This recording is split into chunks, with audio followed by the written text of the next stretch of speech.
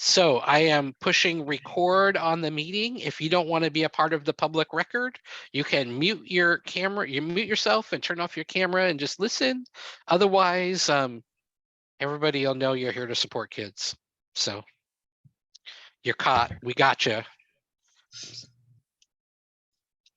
Go over our agenda really quickly for today. It's really simple. So depending on who logged on, I was hoping for a few sector reports.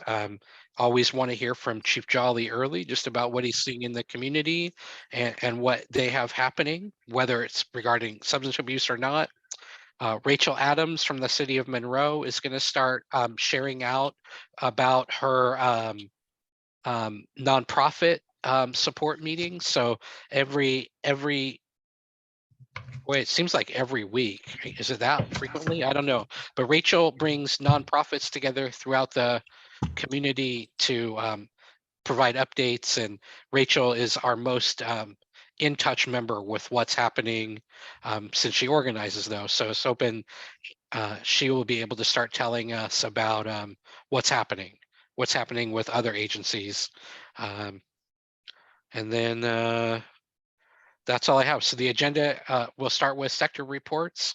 We're just going to engage in discussion. I shared with the leadership team about a project we've been approved to spend money on that enhances one of the strategies in our strategic plan. And then just hoping to hear from you guys and move forward from there. And then if time allows, maybe we'll see where discussion takes us and what opportunities come up. Otherwise, Tom, I want to hand this off to you. Every we'll do introduction. Call out the people that are here. I'm Tom McIntyre. I've been I was co-chair, and then my co moved to Salt Lake area, so I've been chair of the coalition from day one, I think, and it's been just a great honor. And the success of it has been because we have a person named Joe Nigel. No.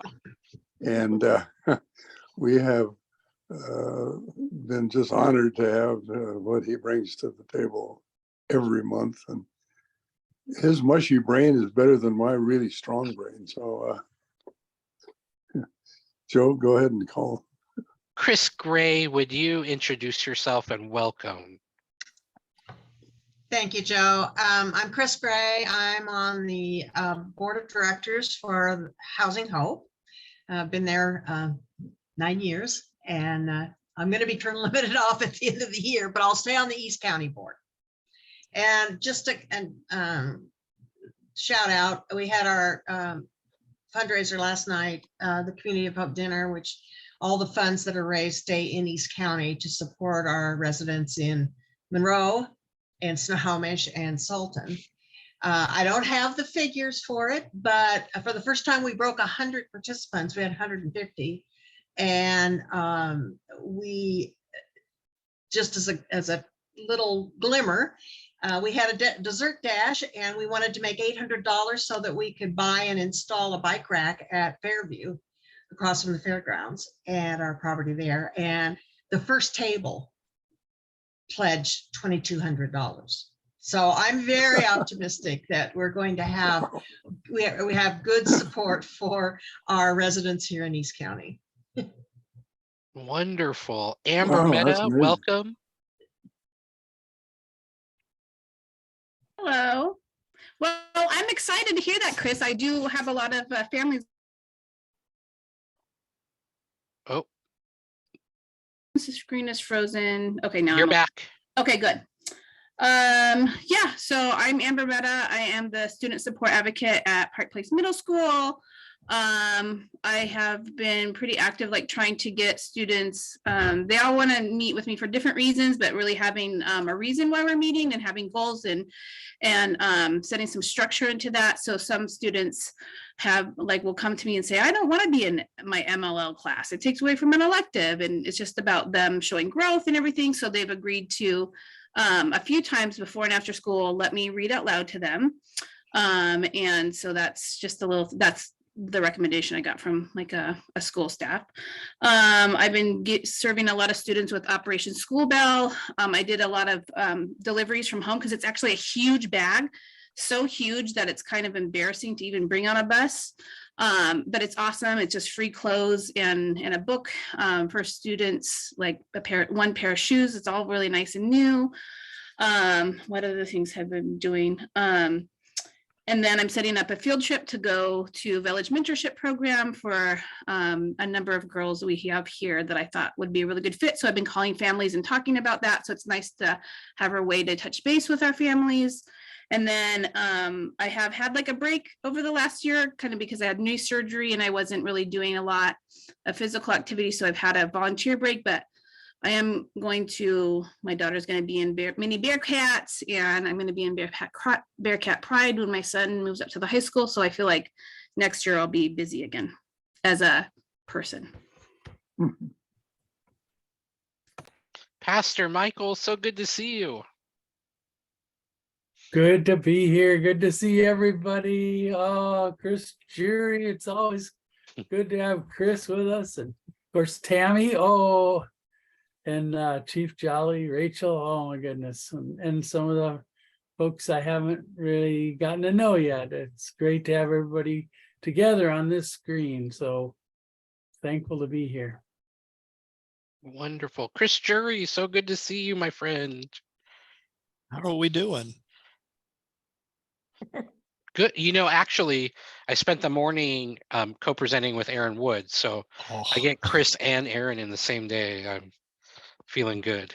The team's back together. That's right. That's right. Yeah. Don't really know what to share here. Things are going really well. We just had did a great training with some of the supers from OSPI on aligning school discipline with state law and OSPI guidance. And we're going to do another round of that in mid-April. And yeah, it's just been great fun. Thank you. Mary Myers, I always feel better when I see you. Oh, you're so kind, Joe. I am Mary Myers. I'm on the Community Coalition's leadership team. I've been with the coalition since its inception. One of the best professional career launches I've ever been involved in terms of benefit to our community. And I support what our fearless leader, Tom McIntyre, said, Joe. Without you, we would be not anywhere close to where we are now. So my hat's off to you, my friend. And I would love to hear what you and Aaron Wood co-facilitated on. Oh, sure. Yeah. When I introduce myself, I'll touch on that. Terrific. Thank you. Aubrey, it's awesome to have you here. Bless you, Joe. It's good to see you guys. I'm Aubrey Rudd. I sit on the Just Serve board, which is a nonprofit that tries to connect volunteers with people who need volunteers in the community. So anytime your nonprofit needs volunteers, let me know. It's a free website and app. People can go in and put a zip code. And so that's something that I do. I'm also a parent. And I'm also substitute teaching in the district right now. So that's fun. I get to be in the classroom and see kids. And yeah, so that's what's going on. We do have a free English class going. I sent a digital flyer to Joe. It's mainly geared to Hispanic populations. I don't know if that's something that is offered in the district, if that's something you guys know about, or if that's a need. So if you'd like a digital flyer, if you need more information about that, it's on Tuesday and Friday nights. If there is another class going, it would be good to tell these people, because some people Tuesdays and Fridays are difficult for whatever reason. So, and if you know any non-Spanish speakers that need an English class, I think the English class could be modified. It's very conversationally based. So, yep. And that's just up Tester Road past the high school at that church there. It's a free class. So if that's something that's interesting to your populations, let me know. Sure, I'll send that right over. I think I need to send out a bi-weekly. I send out the reminder, which is in the newsletter format. I think I need to put together a secondary newsletter that just informs our mailing list about what's happening. That's amazing. Tammy Amador, sorry. Man, you're back. I just remind this whole year, every time you join us, like, Tammy's back.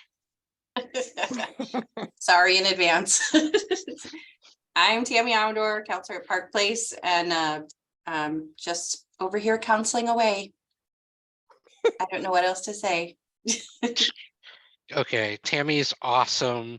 She's been a huge advocate for preventing suicide in the community. I could go on. I literally, we could have a meeting where I Okay, talk please about don't, Joe. Please why don't. you're awesome. Okay, because Brittany, I don't know if we fixed the audio issue.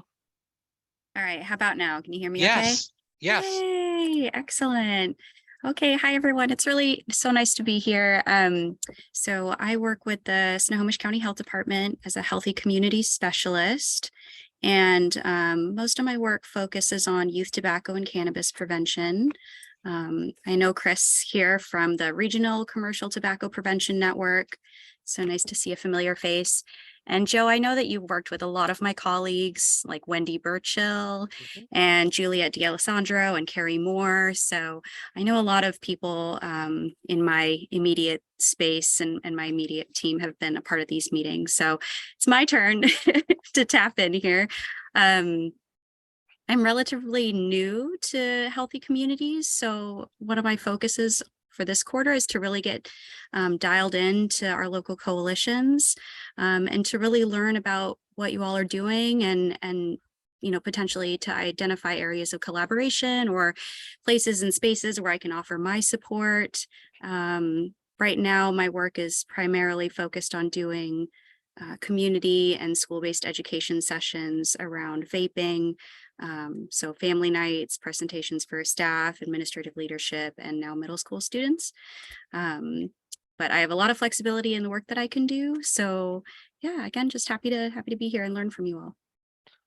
Flexibility in work, family, and youth engagement. Yeah. I think you're in the right place, man. I think so too. Yeah. I mean, just some things that I've been thinking about recently, putting together a safe storage project in the county for cannabis and tobacco products. I'm all about supporting youth-led prevention initiatives or getting youth to trainings around the state or nationally. So we have some resources to help out with those kinds of things. I'm going to ask you a potentially embarrassing question that you don't need to answer. Okay. Do people tell you that you look like Natalie Portman from Star Wars? Wow, no. No, never mind then. I've Sorry. never heard Natalie Portman. That's quite a compliment. I do get Katniss Everdeen when I do my hair in a side braid. I get that one sometimes. Next month. Rachel Adams, so glad you're here, my friend. Hello, how are you? I'm here. Good. Hey, Aubrey, I have a question. I'm always looking for ways to improve on my conversational Spanish. By any chance, does your English class like turn the table around and be like, hey, can you now teach us Spanish? Well, I was just trying to answer you, but yes. Well, at least for me. So I speak relatively well. Like I could probably do a kindergarten. I've subbed as a kindergarten dual language, and it's helpful for me. So I volunteer there to be one of the people that you do conversational English with, but because it is kind of presented in Spanish and practiced in English, I'm also improving, if that makes sense. So if you ever wanted to come and just volunteer to be like a conversation partner, I think you would also get a lot out of it, especially because they don't speak English very well. So if you want to have a conversation a couple nights a week, and it's only for an hour. So yeah, that would be great. That'd be awesome. Yeah, no, I'd love to come. So hello, I'm Rachel Adams. I'm the Human Services Coordinator for the City of Monroe. I have some updates that I'd love to share. Joe, is this the time for me to just kind of rattle down the list? In just a couple minutes. Okay. So in just a couple minutes do that, or I should wait a couple minutes? Okay. Wait for a couple of minutes. Okay. Just want to finish introductions and then want to hear from you and Chief Jolly especially. Fantastic. Okay. Well, hello. I'm here. Happy to be here. Welcome, Rachel. My screen got shifted around, so I'm looking at Chief Jolly. Welcome. Thanks for dropping by. Well, thank you, Joe. I appreciate it. Just want to say hi to everybody. I'm finishing up something on the side and I'll be right with you guys. Okay. Okay, so yep, we're gonna move through the agenda then. Rachel, you're up. Rachel, will you tell us about the service provider meeting and what's happening? Can I give a recap of the recap? Awesome. Yeah. All right. So since COVID happened, our service providers for human services locally have been meeting on a regular monthly Zoom call on the second Tuesday of the month at 10 a.m. And this next month, we're going to actually move into a hybrid format. So I get to see people in person, and I'm really excited. But what that does is it is kind of like this meeting where human services providers get together and they share resource updates and they reach across the table to collaborate. So Joe wanted me to go ahead and share some of the things that the cities are doing and some of the things that might interest this group out of that meeting. So this past month, some of the things that we talked about is from the city of Monroe. We did receive federal funding from the Susan Del Bene community projects for fiscal year 2023 for an additional 4 years of funding for the mobile mental health program that we've been working really hard on and getting that up and running. So that's about $480,000 that we were able to secure for that program through the federal government. We're really excited about that. The Community Human Services Advisory Board is the board that the city runs that it advises the mayor and council on policy and funding decisions that should be made for the city of Monroe. And right now we have 2 vacancies currently on that board. So if there is anybody that is interested in serving on that board, you don't have to be a resident. It would be great if you are, but that is one of our boards that doesn't have a residency requirement. If that's a passion and an interest of yours, we would absolutely love to fill those 2 vacant positions. So I can put that vacancy, the place where you would apply in the chat after in a little bit here. So the CHSAB this month went ahead and approved, or we're still in the process of approving, a draft of a request for production for HB 1406 money. And what that is money that in 2019 was set aside by the state. It's a already established sales tax, and it just set aside a portion of that. So it didn't increase taxes, which is really cool.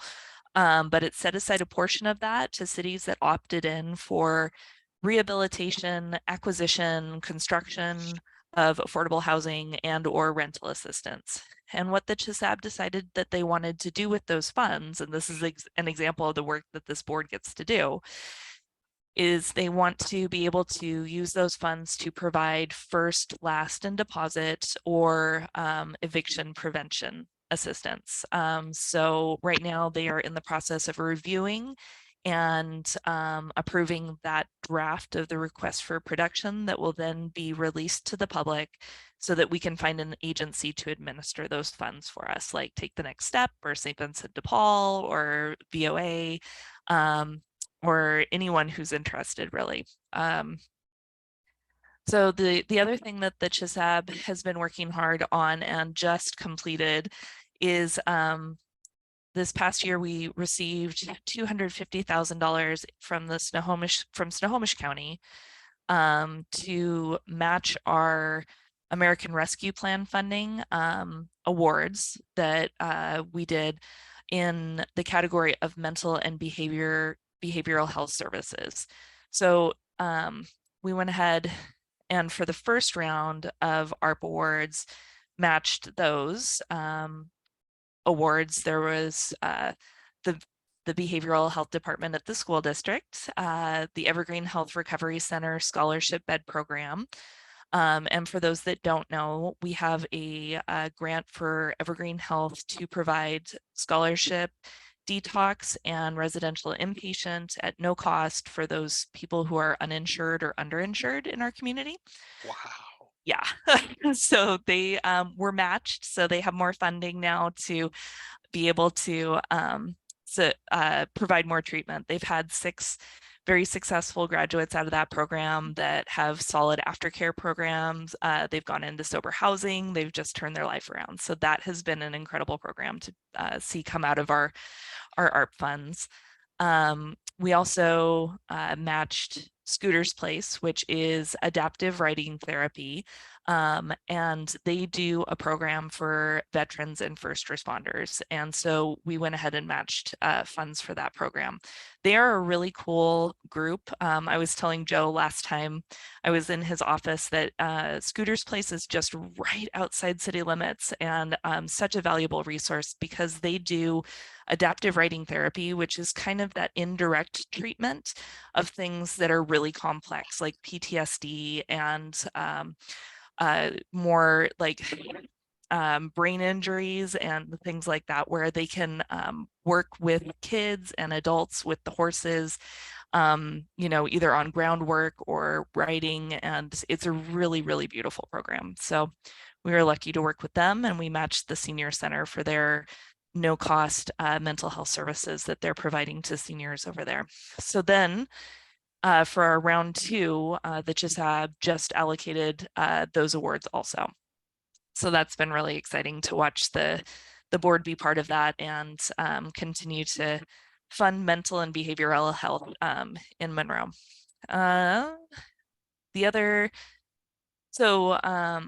The other big thing that the CHSAB will be looking at coming up here pretty soon is going to be the implementation budget for 2023-2024.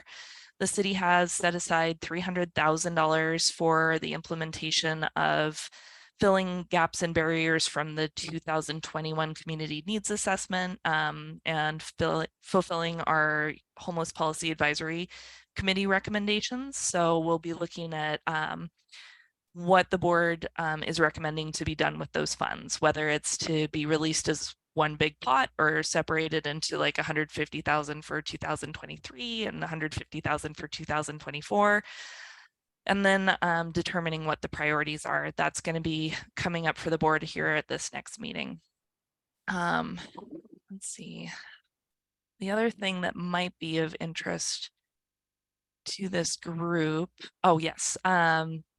Take the Next Step. Sarah Lundstrom comes to our service provider check-ins pretty regularly. And one of the things that has been a program through the American Rescue Plan funding has been sports scholarships. So they have funds available there if there are kids that you know of that need to be connected in some way as part of like just connecting with a group of people and being involved on a team. They have money available for Monroe residents who need to get connected. So, and I think that pretty much sums up the stuff that has not occurred yet. One more development. One more. Okay. 20 years of opioid funding.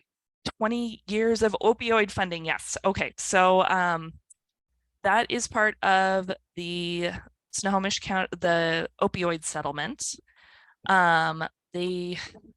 The MAC group has been working on trying to figure out what Snohomish County is going to be doing as a county with funding that they've received from the opioid settlement. The state also has funding to mitigate some of the effects, and then the cities all received some funding. So right now we're trying to decide what we're going to be doing with those funds. There's an opportunity to maybe do a community needs or community readiness format there. That may be a good ongoing source of funding for the scholarship ed program that I mentioned. It might also be good funding that could go into some kind of prevention type of program. And Joe and I have been talking a little bit about that and trying to find out where there are some best practices that may already exist and kind of tapping into those resources. So, yeah. Rachel, that was such a comprehensive description of everything that's happening. Thank This you. is why you're going to be regularly featured from now on. Oh, thank you. You're Well, the champion. I don't know that it will always be that much and that exciting. I mean, it's right now is exciting because there's a lot of funding out there for mental health, and we've been able to secure some grants, and we're at the beginning of that fiscal year. So Yeah. But yeah, if you're interested in making some of these decisions with the city of Monroe, please, join the Community Human Services Advisory Board. I'm going to go ahead and drop that opportunity, the way to access that opportunity in the chat for anybody who might be interested in that. Chief Jolly, I see your video's on, so you resolve what you were working on. What's happening at the police department? Oh my gosh, it's like an organized cat roundup. So things are good, just busy, and I'm happy to be here at the coalition, being able to talk to you folks. And Rachel, I love the fact that you are thorough and interesting. I'm not as interesting, but I don't like following you. Oh no, sorry. As a police department, we're getting excited for spring and summer events. Those things are coming up. That's when we're best with our community, is when we're able to go to the farmers market, National Night Out, Juneteenth, Pride Festival. We're involved in all those things, just interacting with the community at various levels and where they're at in their places. That's just a positive thing. And that's, I think that's one of our strong points for our police department. Usually, Joe, you ask me about drug usage and/or homelessness. Some of the things that we are seeing in the community, officers are seeing an increased amount of drug usage, and that's from the residual side, I would say, because we're not doing nearly as much interdiction because of the complexity of the drug law situations in the state of Washington. We are crossing our fingers and hoping the legislature will rectify that. We're seeing increased amounts of overdoses, increased amounts of paraphernalia strewn about, and usages, and not a lot of results of the referral program.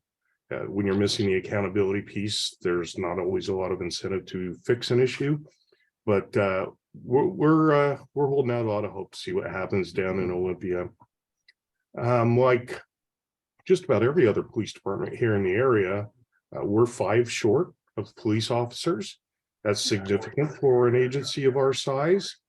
However, countywide in Snohomish County, it's 139 open vacancies for police officers. So that kind of gives you a picture of the state of policing. There's some serious challenges that might immediately increase the number of vacancies should some legislation get passed. So we've got a lot of challenges in that area when it comes to being able to field a team and have the tools necessary to do the basic job.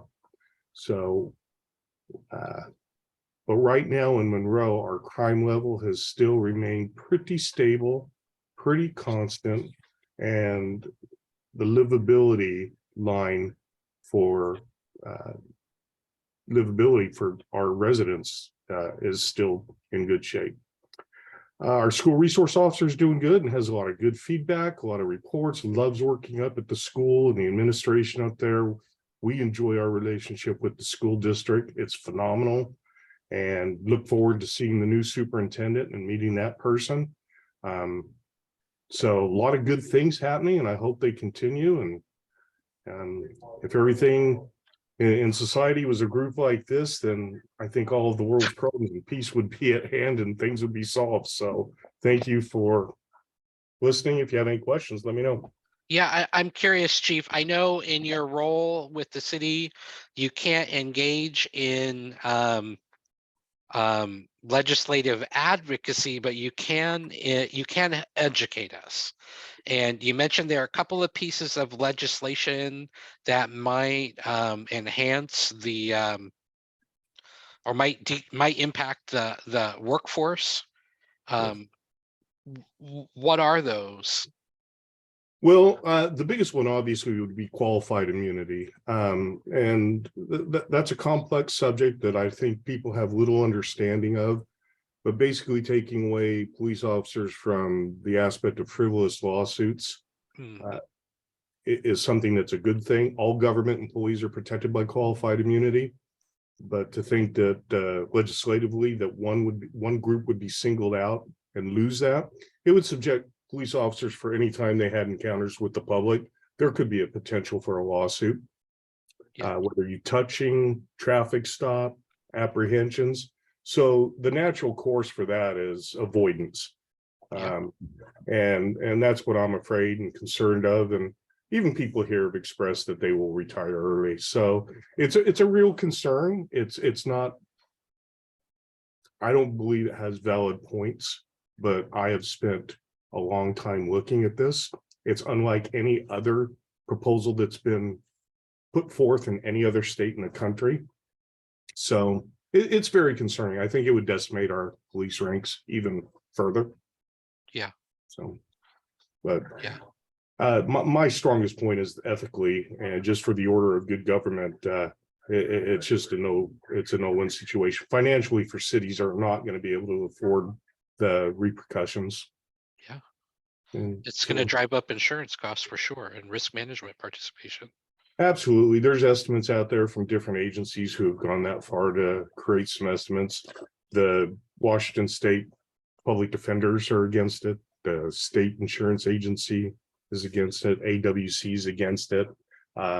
It doesn't take a lot of research to realize what it means. And but my point is the equity issues in it. It's not equitable, and I don't think it's a ethical thing to be able to single out one particular group. That's everything we do in society right now, is to try to bring everybody to that level of being treated in fair and impartial manner. So yeah, that's my soapbox, at least on that particular one. So okay, there you go. Any questions for Rachel or Chief Jolly? Rachel, you're awesome. No, you're awesome, Chief. This is awesome. No, okay. So moving on, thank you both so much for that. I want to start putting you guys and a couple other sectors up front in case you have to run. We really want to know what's happening with service providers in the community and with law enforcement. And then maybe we'll start to flesh this out more, but this is where we're starting. So I want to talk about a project that I brought to the leadership team a couple of weeks ago. And so I'm going to give you some context for the project, and then I'm going to ask for insight and recommendations so that you can help to shape it. So you know that we receive Washington State Healthcare Authority substance abuse prevention and mental health promotion funding. That funding comes from a carve out in the dedicated marijuana account and partially from the federal mental health block grant, which means that there are really strict requirements attached to it for how we use that funding. And so how we use that funding is we implement a program that reaches all 6th through 12th graders called Signs of Suicide. And Jennifer Swan isn't here today because she's helping to coordinate implementation as we speak. Sharon Lineweber, who's not here right now, is leading an evidence-based, youth-driven suicide prevention group that functions like this coalition in a lot of ways, but their focus is on improving risk protective factors, not reducing risk factors. So it's very positive and very effective. And Sharon, even though she's not here, Sharon reached out to me. They're getting ready to train their next cohort. So we'll be funding that training with this grant that the coalition has. And then in this fall, we'll be offering a few youth mental health first aid training sessions. And traditionally, we have either online or at the Galaxy Theater used outreach funding as part of that. And then just to help round off the outreach requirements in that grant, I do trauma-informed practice trainings for providers or really anybody who asks. So, you know, we just don't want to be a barrier to creating champions. And so if you ask for it, you're going to get it. Okay. One of the programs that we're funding that's being implemented with this funding also is the Check and Connect program, which is being implemented by primarily our elementary school counselors. This was their request, and it was a program that fit into the requirements. And it's a one-on-one school-based mentorship program and check-in program that just helps kiddos to stay on track. 2 years ago, when we wrote the grant, we budgeted 2 years of training for this Check and Connect program, and the program training was super expensive. I guess it's probably 2.5 years ago or more. It's just right as the pandemic was hitting. And so it was about like $17.50 per participant, and we would have had to fly personnel from University of Minnesota out to do the training. And we reserved about $12,000 a year just to bring the training here. And we thought that would only be able to train a handful of people. What ended up happening was after we were awarded the grant and right before we decided to train our first cohort, University of Minnesota adjusted how they do training to online. And the price dropped from just under $2,000 per person to about $220 per person.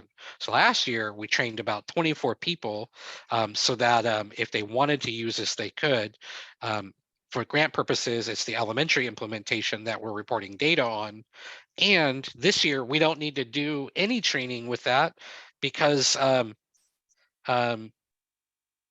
already trained everybody. And so there are a couple of other areas here where we have pockets of this one specific grant where the funding is going to have to be returned to the state unless we can use it. And then the other strategy that we use is our Spanish language Let's Be Better campaign. And then as an alternative to that, a supplement to that, our No Shame in Your Brain campaign. And so we have some money. It's very restricted in what we can use. Now, one of the charges for the coalition, if I pull out our grant paperwork, is that we are obligated to serve what the grant labels as health disparities subpopulations. And what that really means is populations where outcomes look different than for white middle-class Americans. And so what we've really focused on as a coalition over the last few years is helping to improve mental health access and understand how to talk about mental health access with our Hispanic and Latino Spanish-speaking population. And so that's why we funded the Let's Be Better campaign. Now, earlier this year, before we launched it in the Galaxy Theater, we talked about it and we decided that we didn't want to promote Spanish language mental health access if there wasn't a system that they could tap into to help meet their family's needs. And so that's why we substituted that for No Shame in Your Brain. And there's an aside there that I'm going to come back to too that ties back to one of Rachel Adams' comments earlier. But I had a chance meeting with one of our principals who talked about just having difficulty engaging young families in accepting elementary academic and support services, including our student support advocate services, mental health services. And a lot of this work started from the Parent Hub a number of years ago when we asked through Carlos Ellis, with Carlos Ellis translating, why do you think, we asked families, why do you think our rates of depression among Hispanic and Latino students are significantly higher than among all other students? And so what kind of emerged from that conversation a number of years ago was that dads were often barriers to service, that there's a level of toxic masculinity, and being able to show to your peers that you can manage your family that was getting in the way. As we lined up pro bono mental health services for students at Frank Wagner, a lot of dads, when they found out, were canceling the services, and it was impacting our relationship with providers who were setting aside time. And ultimately, it led to us working with those families to write a trauma-informed approach grant proposal that produced some videos for us to help organizations learn how to create welcoming and trauma-informed environments for these families. And it really gave us a vocabulary around how we want to engage with men who pose a barrier to family mental health access in the community. You know, we learned that we need to engage them in understanding and growing their mental strength, and that the conversation around mental health was a non-starter. And so we've just been slowly taking action on the information that came from that as we have additional funding. Okay, so let's come back to, I'm sorry I'm all over. I just want to make sure you have the context.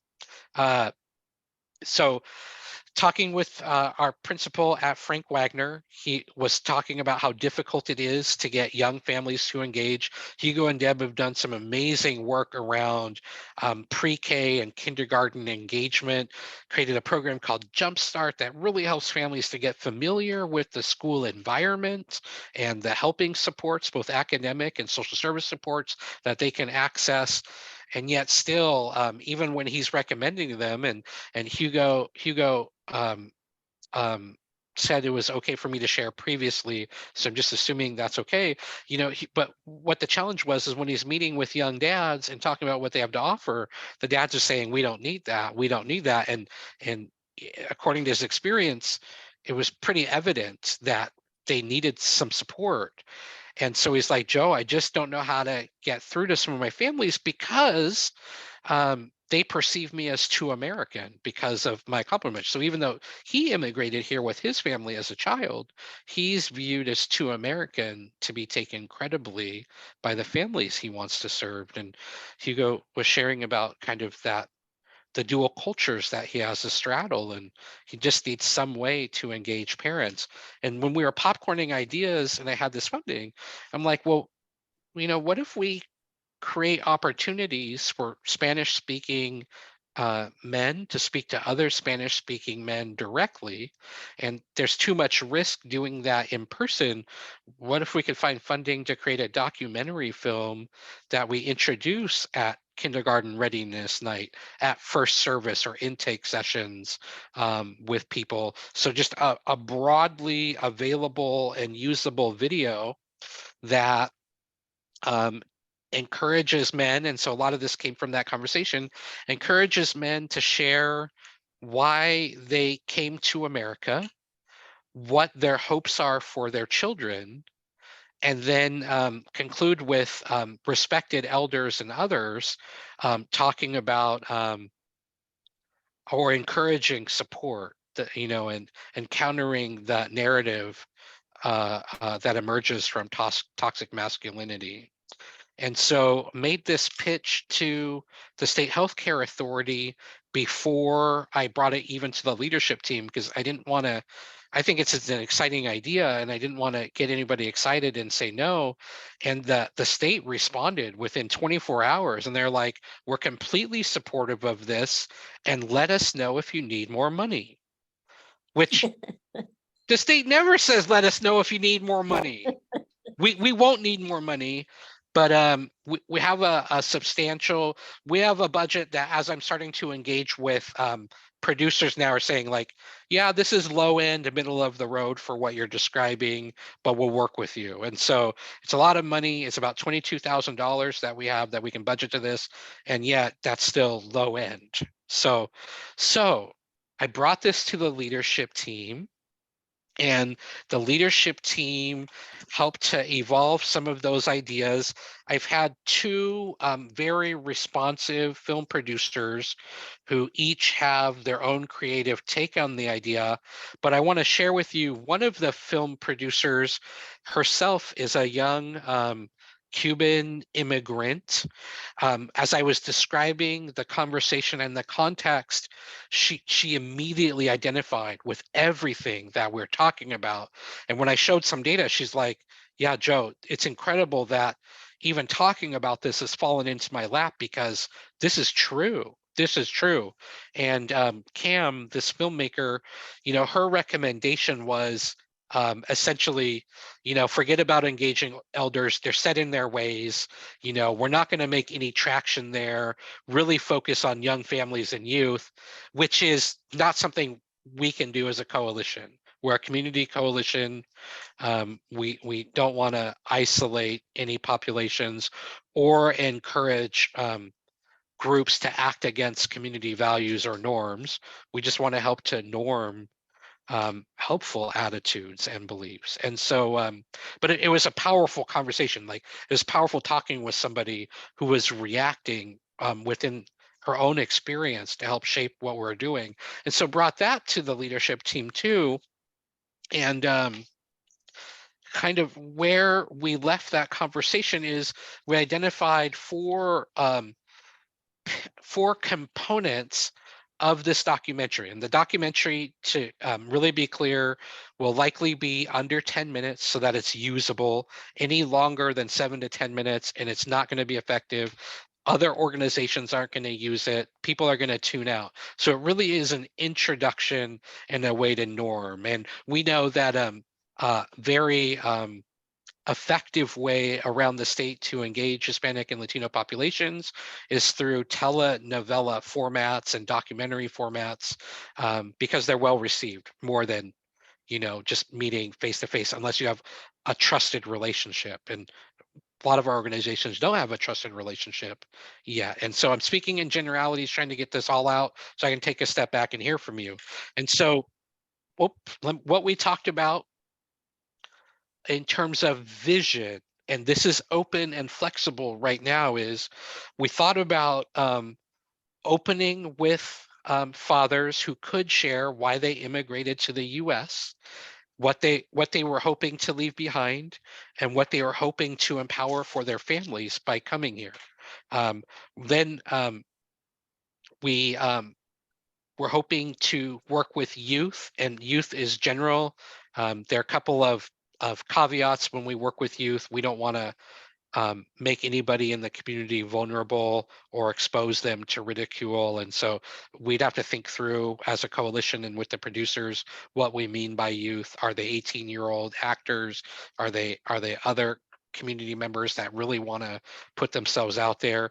But we're hoping that youth, after parents tell us why they immigrated and what they hope for their children, youth will then tell us for a few minutes what they need and what they want in order to take advantage of or to secure what their parents' hopes are for them. And then what we'd like to do, what emerged in that conversation, is engage trusted men, Spanish-speaking men in the community who can encourage access, academic support, spiritual support, mental health support, or others. So these are respected and trusted voices directly telling what's available and encouraging families through that to get over these cultural barriers as best they can. And then we thought we'd finish with a family or two that just tells us briefly how support helped them to accomplish their dreams or move them closer to what they wanted for their kids and themselves. So that's kind of the nebulous overview. What I want to know is, one, could you be supportive of a project like this? And then what we'd pair it with is we disseminate to organizations not only within Monroe, but all over the state, because we're tapped into a huge network of coalitions. And we'd probably design some resource templates so that whoever's sharing the video with their stakeholders has a format for being able to discuss available resources in their community or in their school building or in their organization, and then resume the Let's Get Better at Understanding Our Mental Strength campaign and encourage access. And then I'll talk about why this might be the right time to do that later or at another meeting. So what I'm wondering is, you just heard me dump all these words really fast on you. What are your thoughts? I see a thumbs up. How about this format where we start with fathers, we move to youth, we engage trusted elders, and then wrap up with a success story, a family success story? Anything not sit well with you? Because I'm really tapping into your expertise with your families and the communities you serve, and even your personal family. Mary Myers. Just a quick clarification question, Joe. Can you articulate who the targeted audience is? It sounds to me as you spoke further that it's not exclusive to school entry families, that it could be used by professionals in private agencies. Is it an elementary focus? It's a young newcomer family focus. It's Pardon, a Joe? young family focus. So what we're Young hoping is family, that okay. as families transition, we're not trying to encourage acculturation, but help them step away from family barriers and cultural barriers to service. So again, the data suggests strongly that our Hispanic and Latino families and our Native families are most adversely impacted by depression, anxiety, and potential substance use disorders, and yet least likely to engage in services. And so we want to reverse that. If you're going to be impacted, we want to make sure that you have permission to access. And we know that for a lot of our teens, they tend to engage in services confidentially because they don't want their family to find out. And so how do we help that culture? So this is why the filmmaker I spoke about earlier was so adamant that the message needs to be to youth and encourage them to step outside of the norm for their family. I just don't know if that's too politically risky and disrespectful. Aubrey, I see your hand up too. Yeah, my question was just a couple questions. I'm assuming this would be in Spanish, maybe. Yep. And secondly, when you say young families, do you mean like because you want to target those coming into elementary schools, or do you mean like young, like maybe just, I know there's several families at the high school who are just new to the United States that you're trying to introduce like just norms for families coming in. Why, I guess why young families and not maybe just newer families who might need support and want to know what's available out there? Yeah, so this is exactly the discussion I was hoping for. Honestly, I wonder what your recommendation is, Aubrey, because part of the language that I'm using is what's come up in my conversations with other people. So I prefer a broad focus at high leverage points. So what's your recommendation? What's the coalition's recommendation? Well, I just think, first of all, when I think of mental health issues, and I'm not saying, I think there are plenty young children who are experiencing that, but I also think the depression in particular, in secondary ed situations, there's a need, obviously, right? Or maybe even a greater need. And I'm just saying that there is a substantial population at the high school. I know there's a newcomers class and there's like 30 kids in there who are like 6 months or less, a year or less in the US. I'm just saying that that's another population that if you're looking for a contact point, that maybe when they come into the school, like, hey, there's community services available for you here. I think entry level too to kindergarten is just another great contact point. I'm just saying that that might be just another contact point and another population you could reach possibly. Excellent. I love that. And really, I think what this will require is just an adjustment in my language, not in the end. And so, we're so early in this, and yet we're up against a deadline, right? The money evaporates on June 30th. So trying to bring in as many people as I can so that we can hone in on how we'd like to enhance the existing campaign, the Let's Get Better, and really, again, that focus of improving access to mental health and other support services for families. The piece of this that I'm going to need the most help with, of course, isn't the state or the contract with the vendor. What I'm going to need help with is identifying who are trusted Spanish speaking elders in the community that would be willing to encourage support? I mean, would Father Phil be interested? Would Carlos Ellis be interested? Would somebody at Take the Next Step be interested? I mean, I don't know all of our champions, and I'm just going to be really transparent about that. I don't have access to Spanish speaking fathers who might be willing to take the risk to share why they came to America and what they hope for their family. And I don't have the family access. So what I'm hoping to do is just get some consensus around the themes, and like ask you to really think about who we can come to. And Chief Jolly, I see your hand. We specifically at the leadership team talked about trusted Spanish speakers at the police department as well. And so, sorry, go ahead. I see you. I'll stop talking. No, I was just going to say, we do have first generation people here at our police department that have connections throughout the community, and Father Bloom, absolutely, St. Mary's would definitely be, I would think, a natural place to go, as well as and Aubrey can probably guide you on this, but in Salt Lake City, where I spent most of my life, in those areas, there's Spanish speaking stakes or wards, and there may be somewhere, you know, in Everett or Seattle that may have that would have some people that could lend some expertise to that. So there's got to be some resources and contacts in the faith-based community. Absolutely. I mean, there's so many congregations that are Spanish speaking. We have a branch. I can already think of a few fathers, first generation fathers, who I think would be interested. I even can think of a family who has had a son that has received services that might be interested in and feel passionately about helping other families.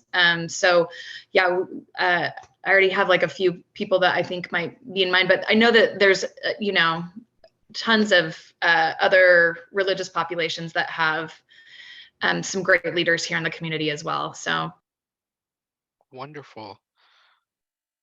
Does anybody have the capacity to help me with these community partnerships that I don't have? Think about it. You don't have to answer right now, but if you do have the space to help, I could really use your help. Mary, I see you there. Joe, have you thought about forming a subcommittee so that you aren't front and center alone, or I mean, just a collective group that could move this initiative forward and then bring some recommendations to the next advisory, not the advisory group, but the large community group? I think some things need to be perhaps fine-tuned. Yeah. And I think we could perhaps move further along by having a subcommittee, which is not something we've really implemented for a long time with the coalition, but it might be an efficient way of proceeding. I have really clear recall of a situation that happened probably 8-10 years ago, which in time it seems like forever ago, but in other ways it's so vivid to me, of a middle school student who died by suicide, and the impact it had on our Hispanic youth, and kids that would sneak behind their parents' back to come in and speak with a counselor that came on site from Snohomish County's intervention team to work with our youth, and moms that would come in, Hispanic moms, without their husbands being aware that they were coming in to talk to the counselors because of the very barriers that you're speaking of, and kids who desperately needed mental health support, and mothers who wanted to support that but were fearful of the disruption to the family by challenging against the norms. And I do appreciate what Aubrey said. I do like the idea of having a broader focus at high leverage points. I'm not entirely confident, without hashing it out further, whether or not that dilutes the message at all. That's the only thing, because there are big developmental issues that are different between entering elementary and middle and high school. Yeah. Yeah. Amber, I see you too, and then we'll come back to subcommittee. When we're talking about local organizations, are also ensuring that some of those places are open and welcoming to our LGBTQIA communities, because that's a huge part of why a lot of students are struggling with depression and suicidal ideation. So that'd be something I'd love to be able to be discussed, that those people that we're partnering with are also aware of, that community is really a big place that needs support. Yeah, they're one of our highest risk demographics. Mhm. Anybody have interest in being on a subcommittee that can help me to refine this and talk it through? What I anticipate is that it'll be a lot of quick work, because we need to get a contract in place before the end of the month, so that the vendor we select, and we select that then as a subcommittee, has the opportunity to both shoot and edit the film and create a product for final delivery. What I've asked the vendors to also do is to take footage from that to turn into 15-second theater and online ads, so that we can use this as part of our campaign, not just as part of a tool for breaking down barriers. Anybody have time or availability to be on a subcommittee? Tammy, oh, I was hoping that. Yeah, Aubrey, awesome. And I then, would too, Joe. yes. Chief Jolly. Oh, this is awesome. Okay. So let me write this down. I don't want to have to replay the video. Chief, Mary, Amber, Tammy. Oh no, Aubrey, and Tammy. Okay. And so And then, can I just say Any key that players that we're missing? I'm sorry, Aubrey. Oh, no, I was just going to say, I think maybe the key thing would be to get someone actually Hispanic on this team as quickly as possible to have their feedback. Yeah. Yeah, agreed. Yeah, I very much practice nothing about us without us. And so we'll see. So I'm going to reach out to Cara Deneen at Take the Next Step and see if they have any families that want to be involved. Amber, thanks so much for being with us. And then I'll reach out to other subcommittee members to see if they have recommendations. I don't know about some of my personal friends and their availability, so I don't want to name drop them. But yeah, this is exciting. And this is how, if you're new to the coalition, this is how this always works. We get unexpected end of the biennium funding availability that we can use to advance projects. And because it's so important to the state not to return any funding to the legislature in order to show that the state knows how to use prevention funding, they're more likely to approve the gap projects that we need, but that might not get approval at the beginning of the 2-year biennium. So here we are. Any concerns or shares or wishes in addition to what we've discussed? Okay, then what I'll do is I'll reach out to the subcommittee and try to schedule some common time so that we can really start hashing this out. And by next coalition meeting, which will have an in-person option, we've reserved the school board meeting room forever moving forward. We'll be together. Anything anybody'd like to share about what's happening in your world, or any needs that you have, or opportunities?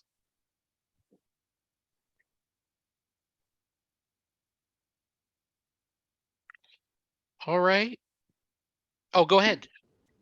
I was just going to share, and I just know there's some school-based people here, but I was just in a meeting talking with someone who heads up a Just Serve component in clubs in like 23 high schools in Southern California that's been really successful. And I just kind of wanted to feel out, because in Southern California, they need to have 40 hours of service to graduate and some things. I'm not really sure. I don't think we have those same requirements here, but just the serving component in the community, how it benefits mental health for youth. I'm just thinking that this might be something, we're just trying to contact, just youth and see if they're interested in it heading up. There's a lot of infrastructure to support youth in handing them community projects and things that they can do to strengthen their community and also feel involved in their community, which I know are some ameliorating factors to some mental health issues or feeling disconnected and isolated. And so anyway, that's just something that's going on in our neck of the woods that we're looking at. Whoa.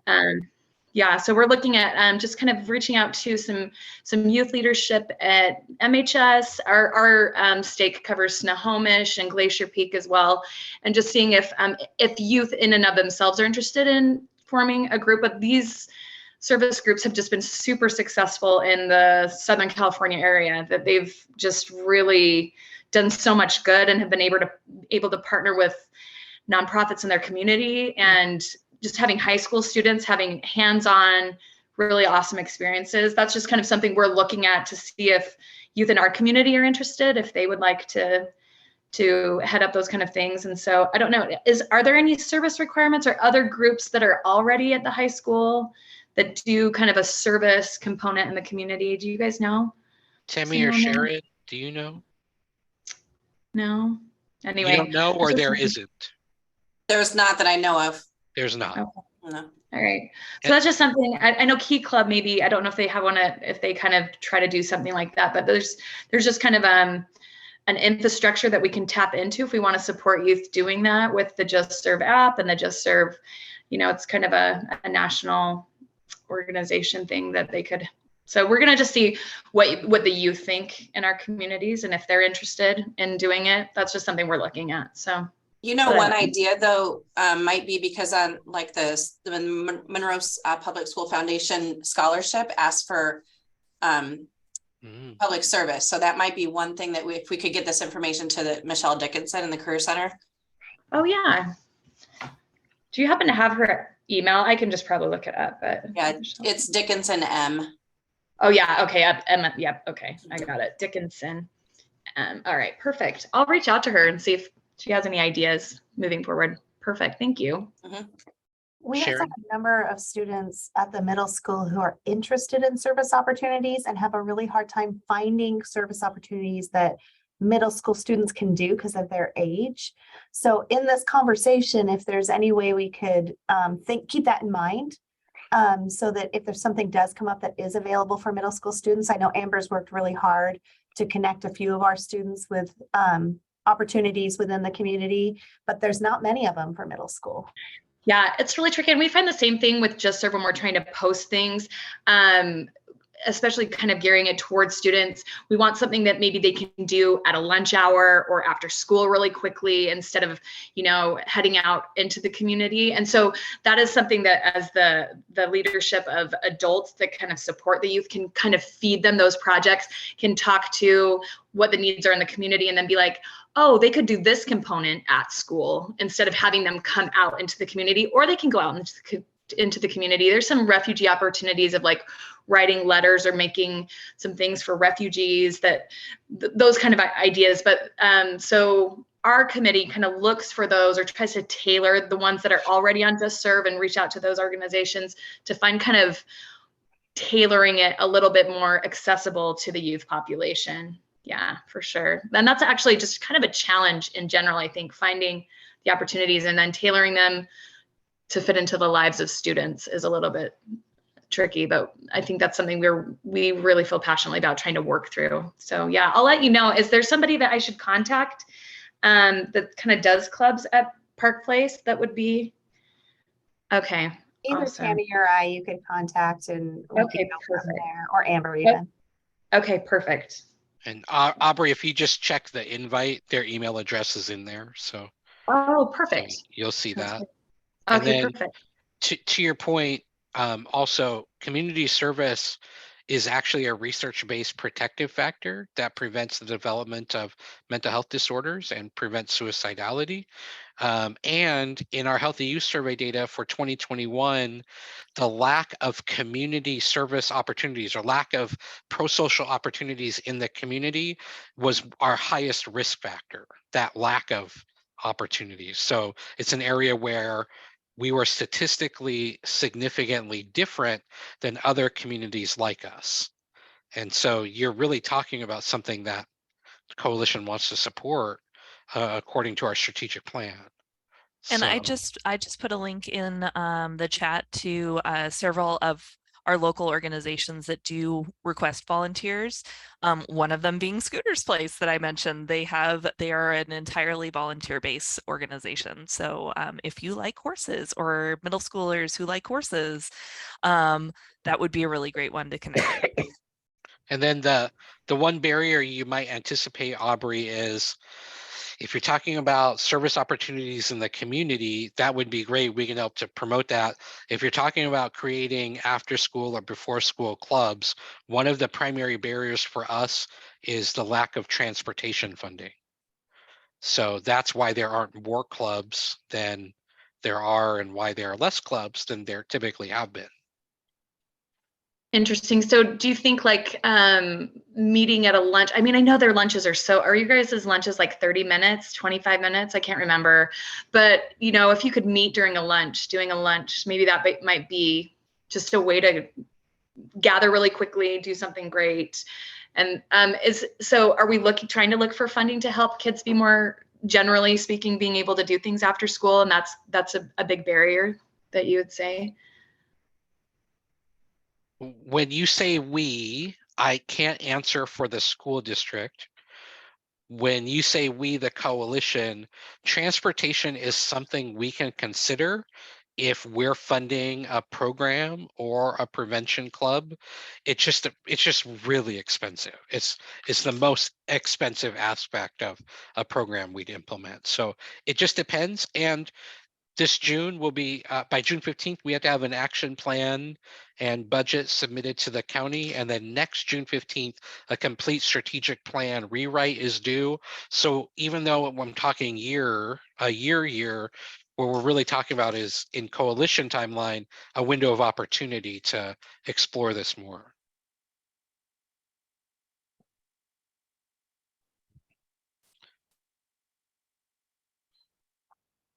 Anything else for the good of the order? Definitely want to thank Brittany for joining us from the health department, and everybody else. Tom, wonder if you have some closing words for us? You know, I'm just so impressed by the richness of the group and all of the things that come to the table. It's just really encouraging, and it's why we continue with the coalition. And I would encourage everyone, let's try and see how many can show up in person next time, because it's just a whole different experience to be in the room together. It's empowering. So I'm hoping to be there, and I'm hoping to see a lot of you there. Thank you. Thank you. I'm going to stop our recording now.